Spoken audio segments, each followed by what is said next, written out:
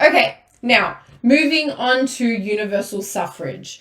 Universal suffrage and self-determination is always confused by students. I'm not sure why, but let's first begin with universal suffrage and we'll differentiate it to self-determination.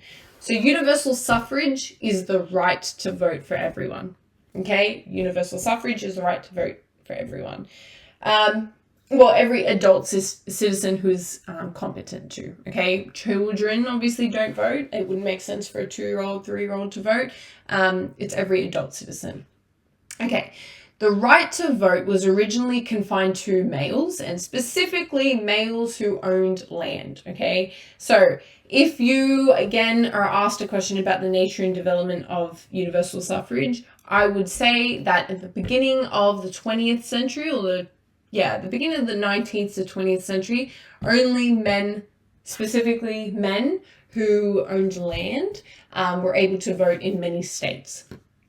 However, in New Zealand, in the beginning of the 20th century, New Zealand was the first state to have women given the right to vote.